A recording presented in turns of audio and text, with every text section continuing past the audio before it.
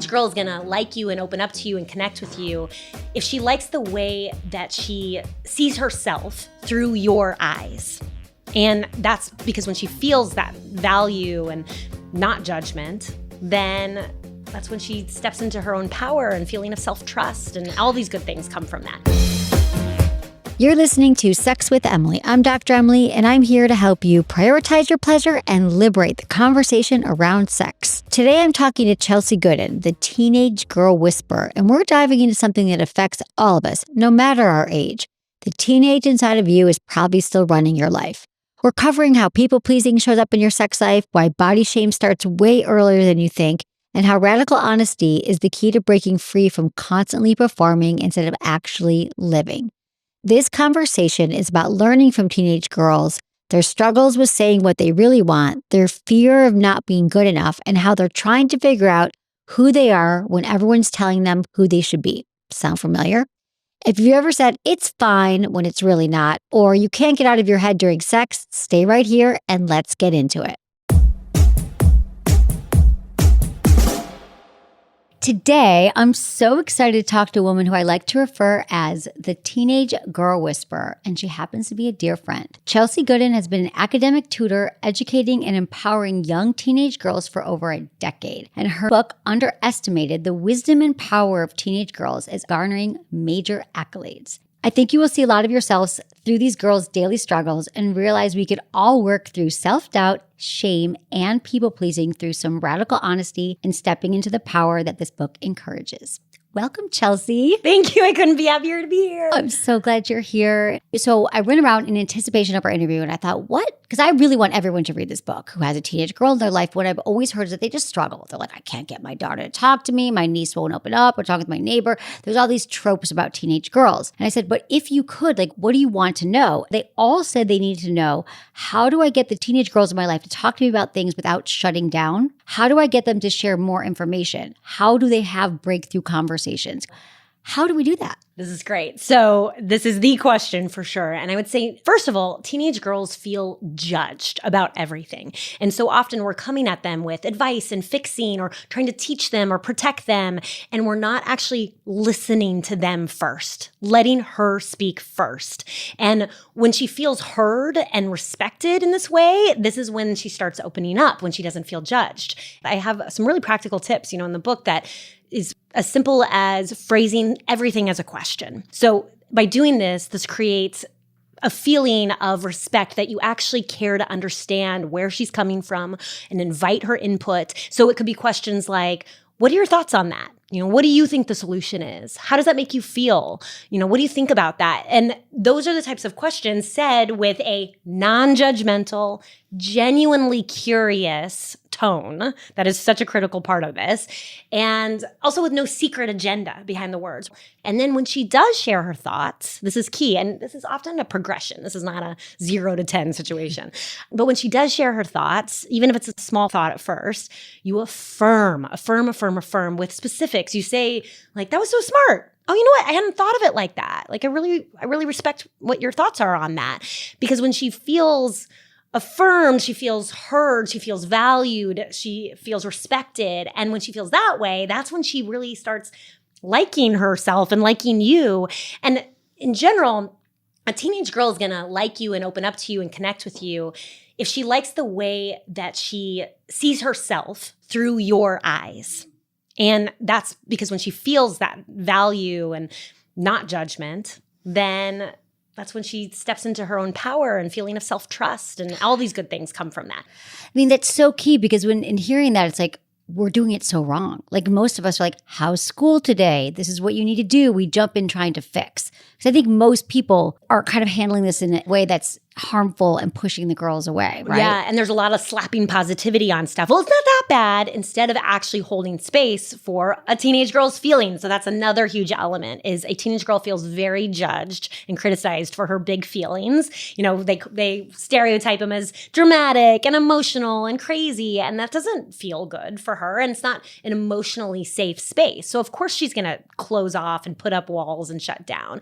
And instead, we could create space to just listen again and be like, yeah, that sucks. Yeah, I totally understand why you feel that way. And then when she's hears like, oh, okay, Like, cool. you're not going to judge me like everyone else. Yeah. You're like listening. And then that helps relax her too, because you're just loving her for who she is rather than something you think she should be, right? There's so many shoulds on teenage girls. So how do you think you got them to confide in you? What was your journey? So, well, first of all, coming at them with no judgment. But I also am very radically honest. And teenage girls love radical honesty. So when you are just keep it real with them, we're like, oh, that's not good. They can sense when you're telling them the truth. And they can sense when adults are very lying to them in subtle ways, half-truths, omissions, this whole vibe of like trying to put on a show, to teach her or protect her. And they actually want to keep it super real. And when somebody's real with them, that's another way to really connect and open up too. So different than what parents are set out to do. They're like, I have to make all the decisions for them. I have to protect them. I have to keep them safe. It's so like the antithesis really of what parenting is. I think if I lean in and I accept her and I ask questions, then I'm not going to do my job. But through your book, you really do show these examples where you make it seem so simple. Yeah. And a teenager is a different era of life where they need some agency. And by giving a girl choice, where I say, what do you think the solution is? Then she actually has to check in with herself and think like, wait, what do I think the solution is? And that's building her own sense of self-trust. And then when she has agency and she does make a good choice that affirms like, oh, I'm going to be capable of handling things and figuring things out in life. And that's what we actually want for our kids. Such an incredible skill set to be able to learn to handle it on your own and allowing your kids to make decisions and just, that you're there for them, but allow them to have that. Yeah, and feel we empowered. put so much fear on girls. Like we're so scared all the time of something going wrong or them doing something wrong. So instead they absorb that fear, which completely prevents that self-trust of checking in with themselves and being like, wait, no, I can come up with a solution for this. So is this anxiety and fear, all the headlines that we see are like, girls are struggling. They're having mental health issues. There's so many challenges. We see these headlines every day. Is this really as big of a problem? What do we do to shift this? Yeah, I mean, the main thing I see, a lot of people talk about social media, and we can talk about that for sure, but I actually see a much larger narrative of pressure put on them to be perfect and to be likable at all times. And it's, again, how they should act, what they should look like. It's all these shoulds that create the anxiety because people are imperfect, right? No one's perfect. And so we're asking them to be perfect, which is impossible. So of course that would put anyone in a state of anxiety. What would you share then how we get them to thrive right now? So I love creating room for mistakes and flaws and these things that, seem so scary, but I love to reframe them as that's the growth area. When they do something wrong, it's not the end of the world. They don't need to absorb it into their entire core identity. And I see that with boys. When boys make mistakes, it's no big deal. Like, whatever. We have to talk about boys too, right? So boys are like, we let them fall down. We let them make all the mistakes. They're messy. Meanwhile, when a girl makes a mistake, she completely absorbs it into her identity, like she's done something terrible. And then we carry this, and I couldn't help it in reading your book, something that we all realized the origin story, right? It was all happening when we were younger. And now as adults, a lot of us struggle with a lot of the same things. Perfectionism is a great one. It's a big one. Yeah. The perfection and people pleasing, I would say, are two huge wounds that happen in your teenage years that women for sure carry into adulthood. I would like to say I'm a recovering people pleaser, but what are some of the ways that you work with them on people pleasing and how does it show up? So a lot of people pleasing is about putting other people's needs before your own. And it's real subtle. Even when a girl responds like, it's fine, or women, oh, it's fine. And it's not fine. It's not fine. Like I usually ask more questions and they tell me this horrible story and I have to be like, whoa, it's not fine. That's not okay. And just the fact that she would even try to put up that front is her just trying to tell me like, it's cool, I got it handled, like don't worry about me, because she's trying to be perfect and likable. And when I say it's not fine, I'm saying, hey, we can hold some space for you just feeling awful about this for a second, because that sucks. Then she gets a moment first to process and then also just check in and I say, what can I do to support you right now? What do you need right now? And lots of times that's a very foreign thing for them to hear. No one's ever asked them, right? Right. So when I say, how can I support you right now? A girl, when you first start this, they might be like, oh, I don't know. And I'm like, okay, then let's sit with it for a sec. I trust that you're going to figure it out. Like check in with yourself. What is it that you need right now? What do they say? That's a practice too for them, right? To really be in touch with what they need. So do you help them? And it's not something that's happening in their life at all because they're putting other people's needs before their own. which is what all women do, We right? all do that. Now, what about we put everyone in front of us because we want to be liked, we want to be loved, we want people to accept us. And then we have all these pressure from our parents or whoever. Yeah, it's tied into the perfectionism and the people pleasing. But I mean, I just couldn't help but draw these parallels into something that we all talk about even in our adult lives was about, I was surprised to hear that teenage girls think that making themselves happy is selfish. And it's so relatable because, again, I don't think that changes that much as we get older, too. I'm still this productivity culture. We have to always be doing stuff, getting shit done. Putting ourselves first feels selfish. I guess my vision, not that my childhood wasn't like that, but I feel like, I guess I put it on other girls that they're happy, like they feel good doing things for themselves and putting themselves first. But no, I say in the book, when I asked one girl to name the adjective for women and she said selfless, when she's like, well, I don't know if that's a good thing though. And I was like, yeah, you're right. It's not. And this idea of martyrdom, female martyrdom for so long, whether it shows up in motherhood or shows up in the workplace where they're always taking on more work in the workplace. And this idea that women are cocky or have a big ego also it parallels this idea of them being selfish. And teenage girls told me over and over and over again how much they feel society, parents, every adult is just like, well, don't get an ego, don't get cocky. Like, that's not an issue. Women's egos is not like a big issue in the world. If anything, our issue is that we're not taking up space. We're not owning our power. We're not owning our voice. And we're always trying to kind of minimize and make sure everyone around us is doing okay. what do they bring up to you about their sexuality and their sex lives? How do you get them to talk about that? Yeah. So, I have a whole sexuality chapter, which has a little bit of a story arc to it, if you will, because, I start in the realm of sexual violence because it is something that really affects their life because they right from dress codes, right? It's a huge narrative in their life that they need to be responsible for a boy's inclinations, that it's on their shoulders and they are going to be blamed. And girls tell me that over and over. And then also just the gender double standard of it all, that boys very much permission to seek pleasure and, the media tells them that's a cool thing to do. And that is not something girls are permissioned at all. And they're annoyed by it. They don't know how to explore their sexuality in a safe way because they can't do anything right. Either they're posting too sexy of a selfie on social media or they're just completely repressed and can't even talk about anything because it's so scary because everyone's pushing so much fear on them. And those are the two, there's so many extremes and there's not any just loving, non-judgmental space to let a girl explore.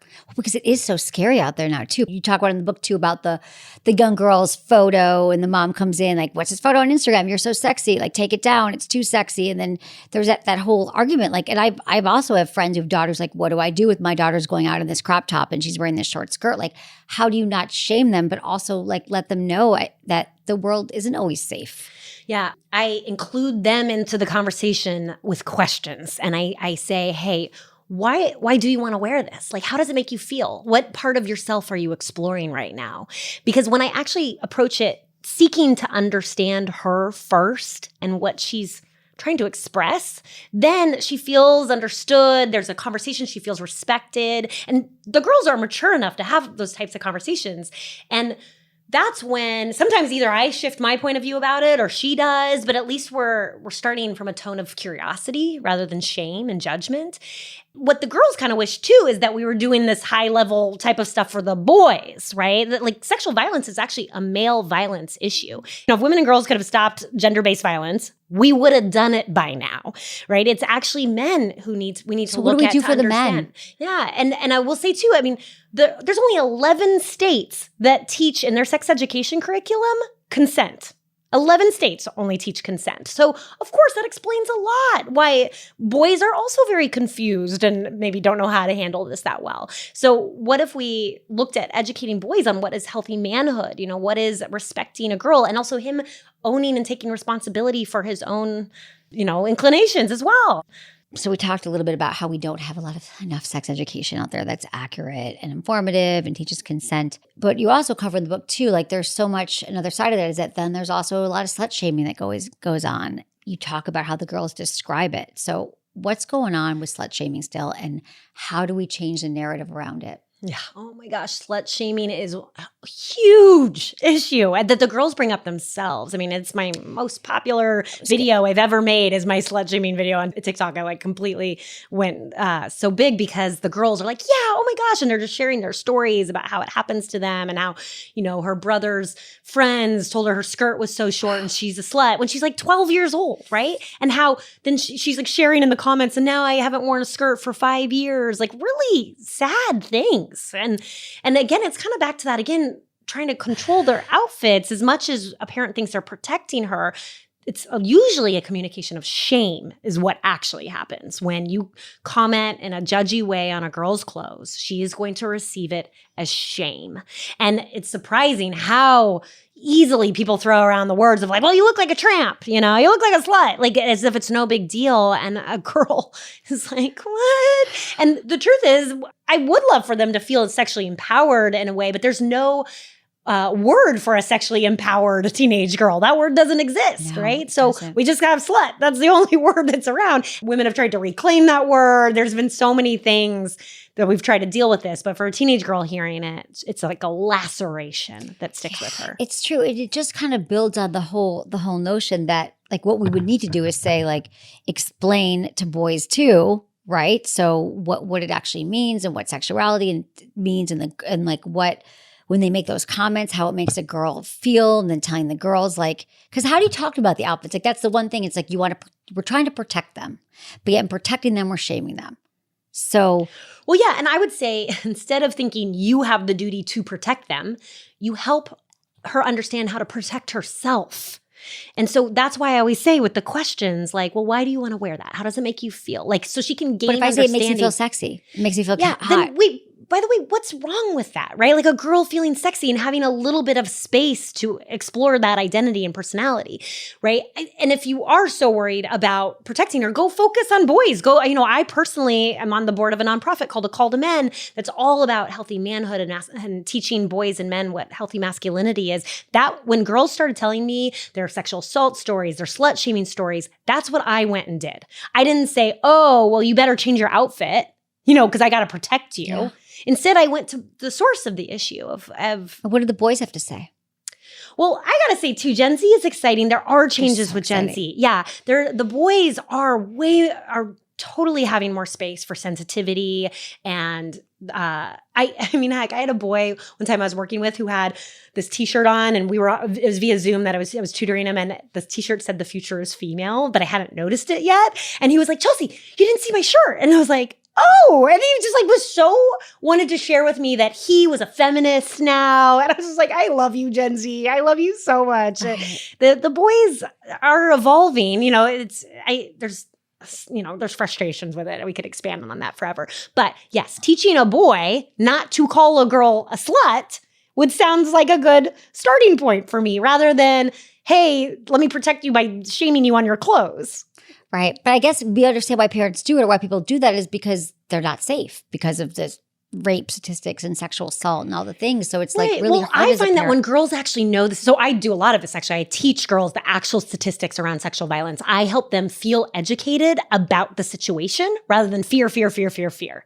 And so when I teach girls about the actual statistics, 1 in 5 on a college campus, they don't fall apart and are like, oh my God, this is gonna happen to me. No, they're empowered. They're like, I have girls starting programs on their college campuses to create change because they're like, wait, this is an issue. I can be a part of the solution rather than you just need to be scared all the time. Yeah. No, I love that. And I love the change with parents too. You talk about how parents need to support their girls. And this is so much fear. I didn't realize how much fear the girls were holding on to about that it was so prevalent and felt like they weren't being supported from their parents or from their— Oh yeah, it's always like a debate that they almost have to prove. For some reason, parents will be like, oh, well, you got to deal with it though. It's like, buck up. This is just the way it is. And the girls are like, wait, but there's a quote in the book where the girl's like, go deal with your boys. Like, stop putting this on my shoulders. I can't solve this by myself. They want to feel like you are on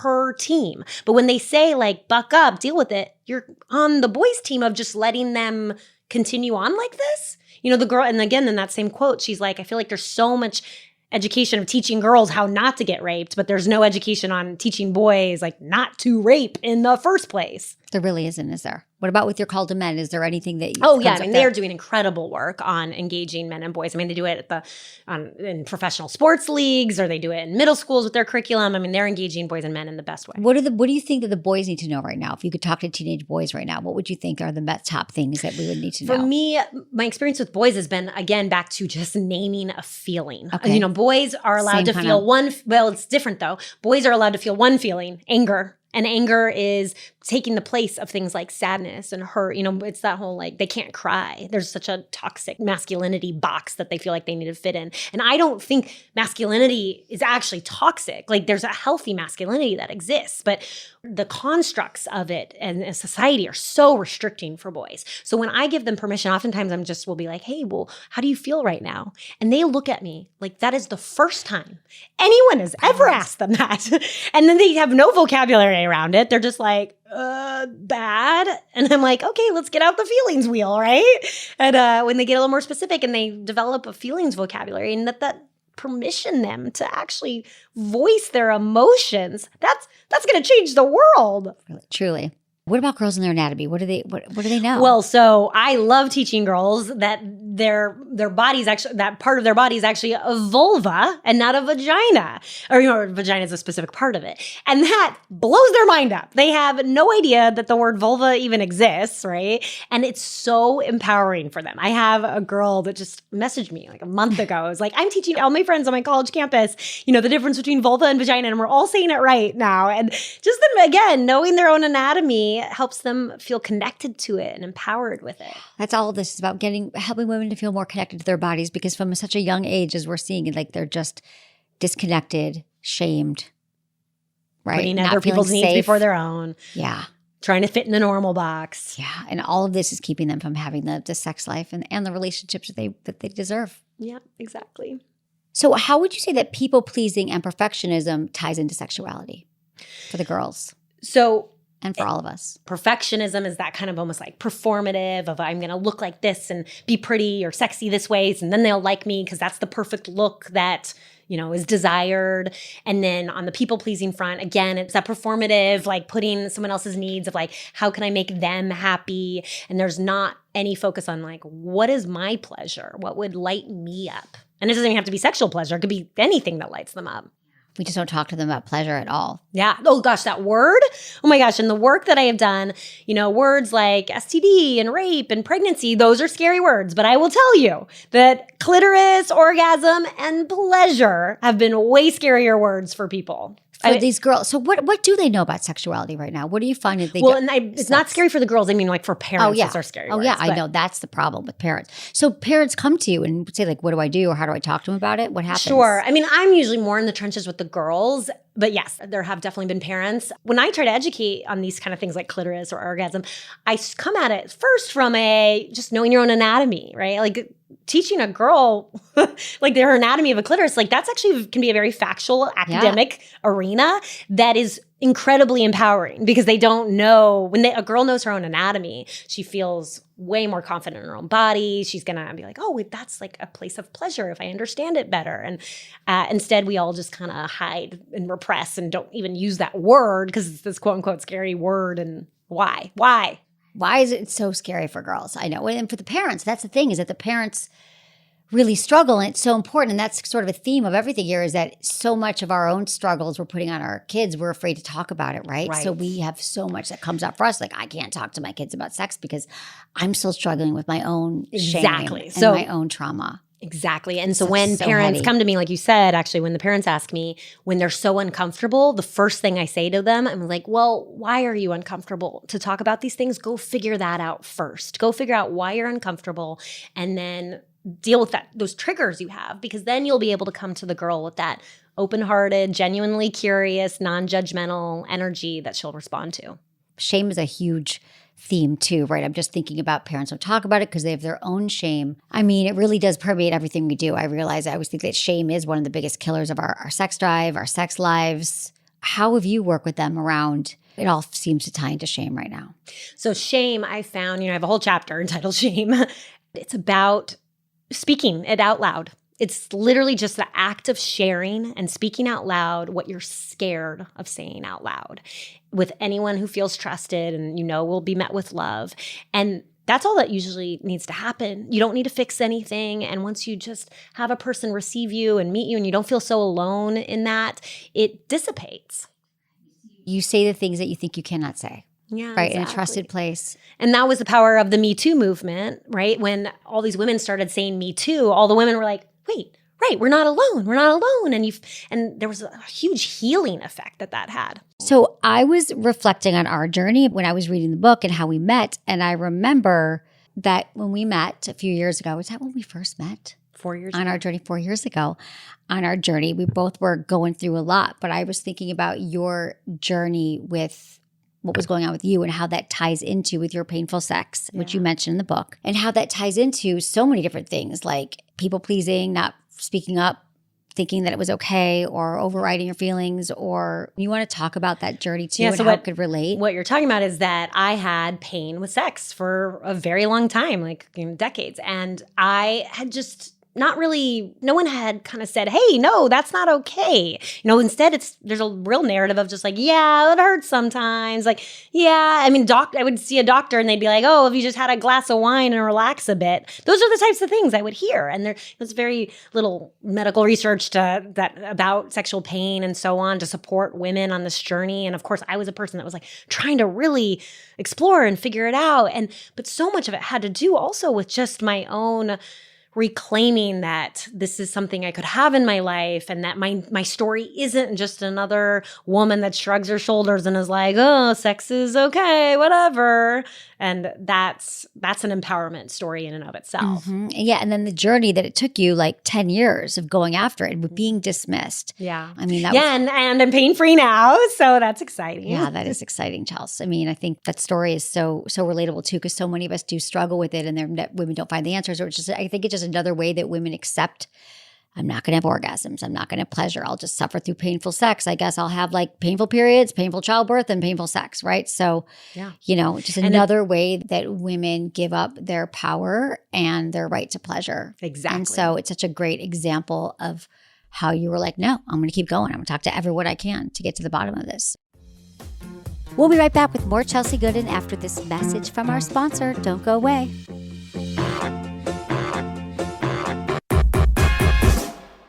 I want to talk about something we don't usually think about when it comes to feeling good in our bodies, or in the bedroom, at the gym, or just getting through the day, and that's cellular energy. Because when your cells are tired, you feel tired. Your mood, your stamina, your focus, even your desire. So much of that actually starts way deeper than we realize. So I've been trying these longevity Mito Pure gummies from Timeline. I just did a really fun Instagram post about it. And honestly, I'm really into them. They're the first longevity gummies made with Mito Pure, which is a patented form of something called urethrin A. And it's the only form that's been clinically shown to support your mitochondria, which are basically the little power plants inside your cells that create energy. And here's what I noticed personally. After taking them consistently, I started feeling this really steady, grounded energy throughout the day. Not wired, not jittery, I just felt more like myself. My workouts felt easier to recover from. I felt sharper mentally and more present in my body overall. It's subtle, but it's real. They're also sugar-free, strawberry flavor, vegan, gluten-free, super clean, and just 2 gummies a day. I literally keep them on my kitchen counter so I don't forget. So if you're feeling run down or just want more energy and strength from the inside out, this is such an easy thing to add to your routine. You'll look forward to taking them like I do. And right now, my friends at Timeline are offering listeners a free 3-day trial of Mito Pure gummies. Just text Emily to 57237. That's Emily to 57237 to claim it. Your cells and honestly, your whole body will thank you. What about the conversations that the girls are having with each other? You also have a chapter on friends, which of friends we know as teenage girls, it's so important. Although I've also realized as I got older, it still is one of the most important thing. And our relationships. How are their friendships? Like, what are we seeing? Are they healthy, not healthy? Are they recognizing, do you think they're getting more toxic? Have you seen the friendships change over time with social media and that they're less connected? They're spending less time together because of the phones. What have you seen It's interesting. I have seen actually a beautiful narrative change, which is, back in the day, there was a real one seat at the table for the woman at the boardroom table of the job, and we were all competing for it. And so it was very women against women culture for a long time. And Gen Z is changing it. They are way more of a girls supporting girls, women supporting women. They don't really understand why everyone is competitive in that way. And, a lot of people complain about girls taking each other down on social media, but I see way more of the opposite of them just amping each other up in the comments. I mean, they do it to me. They're just like, you go, girl, you got this. Like, they don't believe there's a limited amount of success for women in the way that we did, that they really do believe there's enough for all of us. Yeah. I love that change. I've seen that too. It's really helpful because I still think that's an old trope. Sometimes I think it's more men. So I've always been very avoidant of any toxic friendships. I feel like it's so important to me to feel safe in friendships. And I think that our friendship, a lot of our friends are like that. But this whole notion, I feel like I hear from men more often. They're like, oh, well, women always want to take each other down. But I personally haven't experienced that as much. Maybe I avoid it. But what you're saying is, I know it's out there, but you're seeing this shift in all these years. That you 100%. feel like they're not as jealous. It's not as petty. It's not as gossip and toxic. Well, there's still exists, of yeah, course. there's still bullying moments. Oh, but this is another shift. Is this generation so good with mental health and psychology? They're really into those topics. And so when there is a mean girl situation, I will often ask the girl, well, what do you think that bully, what do you think her home life is like? What are her parents like? And she'll often know, and she'll be like, oh, well, her mom criticizes her a lot. I know her dad's never around. And I'm like, wow, does that sound hard? Like, how do you think she handles that? And do you think she might be in pain about that? And then the girl's like, oh my gosh, you're right. Yeah, like that sounds really hard. I feel bad for her. Like they come at it with compassion. They really understand things much more compassionately through a psychology lens. And I love that too about this generation. That's so exciting. It is. They are more into the psychology. It's true. I love that it's much more available right now. Say what you want about social media, but if they're on TikTok watching about mental health, I love it. I know they have learned honestly so much from a psychology-oriented infographic on social media. I have girls talking to me about their different trauma responses. I mean, I didn't know about that stuff when I was 16. I've had a girl talk to me about her mother wound. Again, I have women friends in their 40s who are just learning about their mother wound. Like, this is exciting. It's exciting. That's a parallel that I'm seeing. Reading all of us, I'm like, this is what we need to, like, we are still our teenage girls. Like, a lot of us carry around our inner child and the stuff that we haven't healed. So it really makes you think, like, if we are still adult women and we are challenged by this stuff, we all have a lot of work to do, but we can reflect that back and even being honest. Like, I love in your book too, you also mentioned the girls like, I've struggled with this too, and this is where I'm at. So I think that's why they also, really trust you. I feel like my inner teenage girl did like a lot of growing up through this process too and reading the book. So it was really, really helpful. Yeah, I hope. What about you? Like, what have you learned in these last years? How was your inner teenage girl certainly grown? It's exactly what you're saying. Like the journey of writing this has been healing my own inner teenager, and I hope to give that to everyone. You don't have to have a teenage girl in your life to feel that from this book. And I've been giving these girls something that I didn't have at their age, and it's this beautiful healing process that has happened. And to bring back your question about kind of men putting that narrative of like, oh, women tearing each other apart, we can also make a choice collectively. Like, I'm also trying to give energy to this narrative of girls and women supporting each other, because the more we sit around complaining about women tearing each other apart, that's what's going to continue. That cycle is going to continue. And a lot of what I'm trying to do with this book is break cycles, break patterns that we have had in the narrative of women. And now it's changing. We can change it with this new, beautiful, wonderful group of girls. Oh my God. So how do you work with women, also these young girls, on breaking some of the patterns? So we've talked about some of the people pleasing. And the other thing that came up, so many girls say, I'm sorry all the time. I remember I had a year where I was trying to, like with my team, it was a few years ago, I was like, I'm not going to say I'm sorry. And if I say, and then I'd go, sorry, not sorry. Like in public with people in full on meetings, I'd be on and I was like, sorry, not sorry. What is that tied into? And how do we stop that? It's so harmful. And you never hear guys saying that. I mean, I'll do actually very practical types of tips where we have accountability with each other, because I was doing it too. And then I would do accountability with a girl where I'd be like, okay, if you say it or if I say it, let's just gently be like, hey, you don't have to apologize for this. You don't have to say sorry, and just bring it into your awareness. Literally, the first step is just an awareness. I've also had girls even have a tally on their phone where they make a tally every time they say it. And then they come back to me a week later completely and utterly horrified. They're just like, wait, I had no idea I was saying it like 100 times a day, because you say it really automatically and don't have awareness around it. So lots of times just breaking a pattern is first just the awareness and the intention to do it. And a lot of it is, there's a liberation that happens when we start breaking out of these patterns and connecting to our authentic self. Like, what do I actually authentically think right now or feel right now? And instead of just working on autopilot. Yeah, I guess that's all tied to the shame too, right? The sorry that I'm doing something wrong and that I'm not perfect. So tying to our emotions. I love that you have the feelings wheel in your book. I have feelings wheel all over my house. Do you feel like a lot of what you do is you're trying to get them just to feel, right? Because all this stuff, the people pleasing and the power struggles and the perfectionism is like a way of also keeping us from really feeling, right? Feeling our true. 100%. And also feeling quote unquote negative feelings or displeasing or hard feelings. That's where girls don't feel like there's space for that and that it's bad if they do. So if they feel frustrated or angry or disappointed, which are normal, totally normal human emotions, but we don't give any space for girls to have that. It's so uncomfortable. And certainly for a parent watching a girl have feelings like that, you don't want to see your daughter in pain. So you want to be quick to come in and solve it for them. But actually there's something really valuable about sitting with her feeling, naming it, because then that's how it processes and releases. There's so much to release. Learn so much learning about feelings, like, right, it takes 90 seconds to experience emotion. So if you feel like a feeling, so if you think it's just like all the stuff that's trapped in our body that we were never, like, I just remember, like, you read your book, I had so many like flashbacks. Like when I was a kid, I was like, my mom's always like, she still says this, which is harmful. Now I'm realizing, but like when you were 15, you were the worst. Like she still talks about like, oh, you at 15, being your mom at 15. And I just realized that it's just so unfair. I was like slamming doors and angry. And then I thought like I was such a bad person and all that. There was no room to feel. There was no room to, but I guess like your hope with this book, like what is your hope that, we're going to get out there? How do we get this out to people? Yeah. I mean, a lot of it is the only thing in your control is yourself.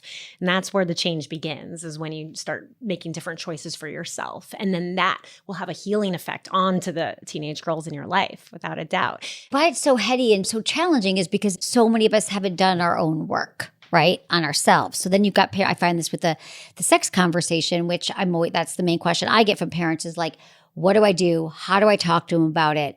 But then going back to what we said earlier, they haven't yet healed themselves. And so you're like one person doing this work, but it's almost like, and we've talked about this, like there needs to be some kind of like global healing for like parents, children, everyone together to learn, because we never had the training, right? I know. And I have total compassion. A parent will have triggers trying to come to her daughter to talk about sex when she's all triggered and figuring it out herself. Yeah, we need a huge collective healing around this. And I genuinely believe like helping to heal this brokenness that we have around these conversations will help liberate women in general. When we can step into this all types of power, including sexual power, in a healthy way that feels really founded in authenticity, that's when it's going to be really exciting for women. We're doing it. This is the start. So what would you say that you learned the most about your own self, like your own sexuality, like any reflections in the girls that you've seen in yourself and your own struggles?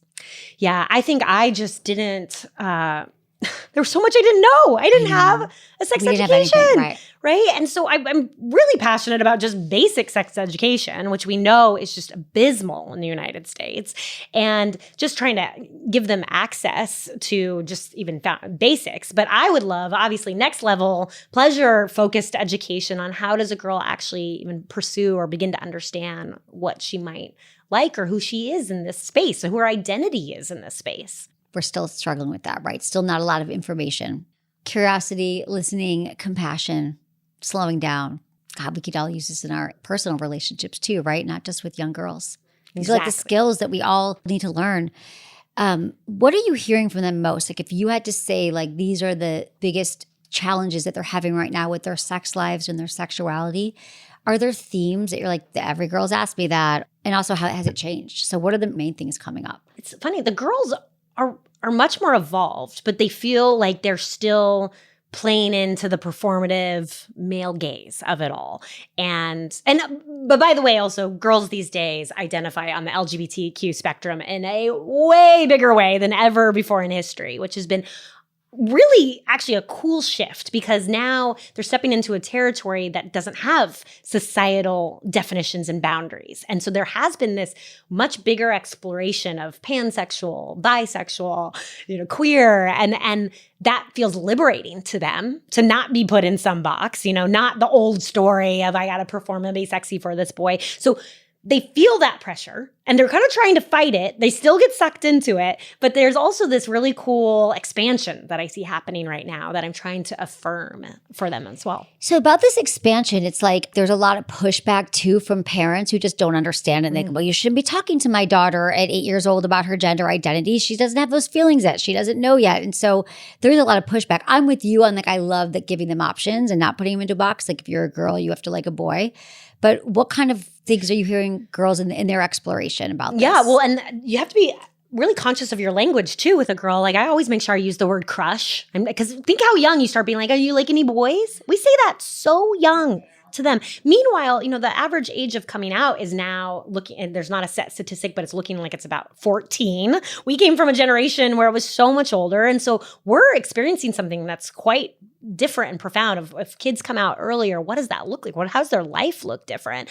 It's funny how we'll tell a little girl, like, who's your boyfriend at school? Who do you, and we have no problem doing that. But then when a girl comes out at 14, everyone's like, oh, whoa. I mean, does she know her sexuality well enough? I don't know if she knows yet, and it's like, oh, wait, no, that's actually puberty when she actually is experiencing these types of feelings. And why does she need the judgment? Who cares? Like, let her just figure it out. That's what they want. They want it to not be some crazy big deal and a whole thing about it. They just want to have the ease and space to explore. But then as a result of that, we are judging when we hear this. Immediately, it's all judging. And that's why we're so negative. We're so hard on ourselves because of all the judgments from society that aren't accepting them, right? Exactly. Aren't accepting every choice that they make. Yeah, and the last chapter of the book is power, right? And so many of these things we're talking about are disempowering women. Starting so young, teenage girls, and what does the world look like where actually women are stepping into their full authentic power? I mean, that's an exciting vision. I love when you ask about this too, about what would it look like with a more feminine type leadership? Yes, exactly. So I had asked the teenage girls, what do you think the world would look like if the majority of the leaders in the world were women? It's a pretty oversimplified question, but I was just so blown away by their answers because they effusively responded with like, oh, there'd be more care, more empathy, more equality, more generosity. I mean, the things they were saying, whether you agree or not, if women would lead that way is beside the point. It's what they envisioned for our world had so much more to do with a heart-centered, love-filled leadership style rather than our leadership that we've had, is a masculine type of solution, which is often domination, oppression, control, status, wealth, physical domination, and these narratives that are just haven't worked for us. They're not working, right? They haven't worked, and we're ready for something new. Chelsey, this is a great start. And I loved all the insights from the girls in the book. Like they really paint such a great picture of seeing that where they are today. Like you get them to really speak these things that speak their truths in ways that, we don't often know that they're thinking that they would have said that. They would have had these answers to so many of these questions. They have more depth. They have more insights than we ever give them credit. So exactly. We've underestimated them, Chelsey. Yes. Well, you didn't, and you've helped so many women. I know this is going to help everyone out there who has their inner teenage girls in their lives, which I think we pretty much all do. I think we do. We come across people in our lives, or I think that people are going to see a lot of themselves in this too, Chelsey. Yay. Well done, Chelsey. All right, Chelsey, I have a question from a listener, and I'd love your help in answering it. This is from Kaylee, and she's 27 in Maryland. Hey, Dr. Emily, this is my first time coming across your website, and I love it. Thank you for being one of those people that help others when it comes to stuff like this. The reason I actually came across your podcast was because I'm constantly self-conscious when it comes to having sex. Like, I want to be good, and I hear you say, do your research, but when it comes to the time, by research, I mean like self-love and self-touch. When it comes to the time to do it, I can't get out of my head, and I don't 100% enjoy sex. I get nervous and anxious, and it kills the vibe. My last relationship was a couple years. I hooked up with one other person since then, but it's almost been 1.5 years since I've had sex now. And obviously I'm scared to get back into the game. What would you recommend from somebody who is constantly nervous that they're not good enough, not fit enough to have sex, and be confident with it? I'm starting to go to the gym, trying to be healthy, but mentally I don't know where to start. Anxiety is one of the biggest killers of our sex drive and shame. And I think that this whole notion that people often have this same thing where they are constantly comparing themselves to others, thinking that they should be better in bed than they already are. And I just want to tell women, like, a lot of the work starts with knowing our bodies, knowing what feels good to us, being able to communicate that to a partner eventually. But really, when we learn to give ourselves pleasure, a lot of things do melt away because then we're not in our heads worrying if we're good enough, worrying, if we're doing it right, comparing our partner. So what would you say here? So I would say this interestingly lands in my identity chapter, which is about authenticity. And the more that you can start getting a girl connected to what just lights her up, truly connects to her from deeply within, what makes her happy. And I'm going to lean into even the word weird. Like, what makes her weird? What makes her unique? And I say weird in a really positive way, but I say it because it actually often triggers like, well, I'm weird in this way. And because what you were just saying is how we're always comparing ourselves to everybody else. We're trying to do the right thing. We're trying to, and it's this standard that is just not possible because it's nebulous. And the only thing you're actually going to like is when you truly connect with yourself. So what does that look like? It happens in really small moments when you authentically decide to be like, well, do I like that or do I not like that? It could be, it comes back to people pleasing, but it could be like you're throwing a dinner party and you want everyone to be happy. So you do like 10 different dishes, but do you want to do that? Are you talking to me? Maybe. But I try to have enough food for everyone. Okay, no, it's so sweet. But actually check in. Like, what would make me happy? What would make me not feel stressed? What are the 3 things that light me up? And it's like, oh, okay, I'll do these 3 dishes because that's what is going to make me happy. And I'm not going to be so worried about everybody else. I'm just doing a funny side example, how much we abandon our authenticity. And why are people so afraid to be weird? And I think in our teenage years, girls, everyone wants their kid to be normal. So to go back to Kaylee, it's like, I feel like she's still playing out a societal narrative of all these shoulds. And what if she was just like, well, I kind of just one tiny step at a time of like, I weirdly like this, or I'm kind of into that, and just commit to honoring yourself and choosing that. Body image and your relationship to your body sets its foundations in your teenage years. And think about it, how we talk to little girls, right? What is the first thing that we say to them? We're like, oh man, look how cute you are. Look at that pretty dress you're wearing. The girls learn so early on that what they look like, what they're wearing is their worth and value. It's all well-intentioned. You're trying to compliment the little girl, but we say to little boys, oh, what's your favorite subject in school? What's your favorite sport? It's still happening. It's so different. Yeah. And the average age for a girl to go on a diet, like to start dieting, is age 8. No. Yeah, and from age 8 to 14, their confidence plummets 30%, whereas boys, it doesn't. So obviously something's happening during those years. And so trying to keep it practical with tips, I often tell like the women and moms in girls' lives, teenage girls tell me this, that they're so tired of the women in their lives insulting their own body and beauty in front of them. So they see it with their moms and their caregivers. Yes. And certainly an adult should never honestly comment on a girl's body. That is never going to go well. And it's always not going to have a good impact. But it's actually more subtle when the mom or the women, the teachers, it could be any woman, is like, oh, I look that in this. Or they're just dieting for years on end. The girls absorb that at a really serious level. And again, I have compassion. These women we're all just victims of the same system. I know the moms have no intended harm on their daughter, but the amount of teenage girls that have told me that they feel like their relationship to their body would have been different if they hadn't been seeing this woman that is modeled in front of them, constantly complaining about her looks and body in front of them. Oh my God. It's so insightful for parents to take a step back. Like, it's almost like all the things that parents are focusing on. Yeah, they don't want to look at themselves really, or it's hard to look at yourselves, especially if there's been a pattern. You've always been and your mom criticized her and her mom was on diet. Like, how do you got to break the cycle, which is what you're trying to do here. I'm going to ask you the 5 questions that we ask all of our guests. Quickie questions. Ready? Yes. What's your biggest turn on? The brain. Biggest turn off? Complaining. What makes good sex? Creativity and inspiration. Something you would tell your younger self about sex and relationships? That it's going to evolve, that you don't have to have it all figured out. What's the number one thing you wish everyone knew about sex? That your relationship to it is also connected to your power center. Okay, Chelsey, where can everyone find your book and find you and follow you and all your incredible work? Well, I think following me on Instagram is probably the easiest way to track everything going on, which is just at Chelsey Goodan. And you can buy the book wherever books are sold. I'm also going on a book tour all throughout March. So you can look on my Instagram and see all the different locations. I'd love to meet you. Yeah, all those things. Well, thank you. Thank you, Chelsey, for being here. Thank you for sharing your wisdom and the wisdom of teenage girls. Appreciate you so much. Thank you.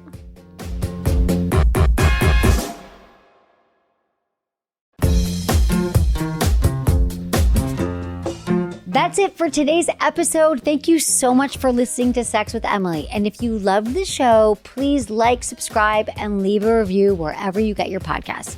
And hey, share this with a friend or a partner. It might just spark something. It usually does. You can find me on Instagram, TikTok, YouTube, Facebook, and X. It's all at Sex with Emily.